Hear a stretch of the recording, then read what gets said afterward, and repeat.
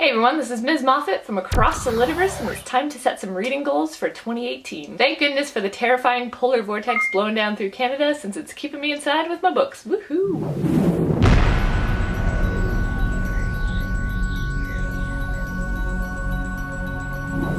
2017 was the first year I set proper reading goals for myself, and I was thrilled with the outcome. First off, I set a TBR list for myself, which might not sound like a big deal, but I am a mood reader and I tend to balk at the idea of TBRs. However, when your TBR list won't fit on your shelves, it makes you want to do something about that. In 2017, I wanted to read 20 books from my TBR pile, and I made a list of more than 20 books so I could pick and choose as I saw fit. And that was the key to my success. By the end of December 31st, 2017, I had read 19 2/3 of the 20 books from my TBR challenge. I'm just gonna put a little asterisk here and explain that I work retail, so my December reading was sporadic at best. I just can't believe I stuck to this goal as a mood reader, so yeah. In 2017 as well, I vowed to read for at least 20 minutes a day, and that was eye-opening. I often completed the 20-minute minimum for 11 to 15 days out of the month, depending on what was going on, and it kept me on track with my reading, or at least kept me aware of when my reading was dropping off, so I think I'm gonna keep it around for 2018. In 2017, I also signed up for the Goodreads Reading Challenge, and I pledged to read at least 50 books, and I ended up reading 59. In 2018, I'm going through some pretty major life changes, and I'm going to be going back to school full-time. I don't know how it's going to affect my reading or my ability to make videos for that matter, so I'm not setting a concrete reading number for this year. I think that's probably for the best. That being said, I have a mini TBR list for 2018 that I'd like to share, and if I finish these books, then I'll be quite pleased with myself. Anything else is icing on the cake. First, I have Turtles All the Way Down by John Green. I bought this copy for myself on Black Friday because it was 50% off, and then I got this signed copy from Chantel for Christmas. So just to let you know, Chantel, this copy is yours the next time I see you.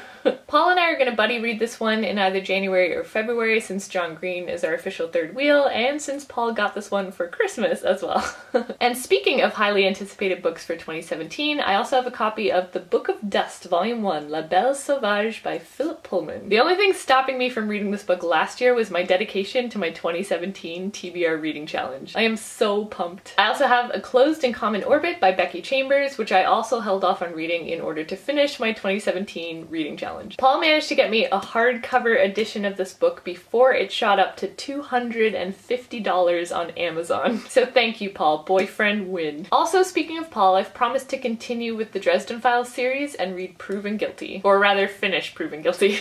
Regular viewers will know I am terrible when it comes to book series, or just series in general, as I often get distracted by other things. Proven Guilty is book 8 of a currently 15-book series, and I feel like the Dresden Files will give me a nice break from studying once May rolls around. I've also got Ready Player One by Ernest Cline on the docket, since I'm eager to see the film when it comes out in March, and I'd like to have read the book first. I will also finally finish Version Control by Dexter Palmer, as I'm sure I could use some time travel in 2018. During the same book purchase as Version Control, I also picked up Every Heart a Doorway by Seanan McGuire, and I'm eager to read more novellas in 2018. Again, I think that might be helpful when I need a break from school books come May. I've also had these next two books on my radar for quite some time now, and they're the last two volumes of Zima. It's a travesty that I haven't finished these yet, and I feel like I need something light and fluffy after finishing Red Seas Under Red Skies by Scott Lynch. Though I might be reading these ones through a veil of tears once I know that the series is officially over. Then I've got two Black Beetle collections. I've actually read everything in the No Way Out collection. I own the singles and everything, but who wouldn't want a hardcover edition? I also have the newest collection, Karabosek, which I haven't read yet, but it looks amazing. And last I have Teaspiration, Inspirational Words for Tea Lovers by Luann Panuzio. My mom and I heard Panuzio talk about her tea blog at a recent tea festival close by, and my mom bought me her book for Christmas this year. So I'm very excited to dip into this one, preferably with a cup of tea. So thank you all for watching, and I hope your new year started well, and I hope you got a bunch of lovely books as gifts this year. If you like this video, make sure to give it a thumbs up to support this channel. As always, thank you for watching, and make sure to subscribe for more videos from across the Litiverse.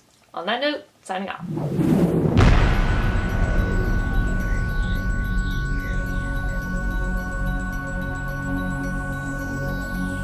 List of more than 20 books so I could pick and choose as it's why can't I say it? As it's a fit.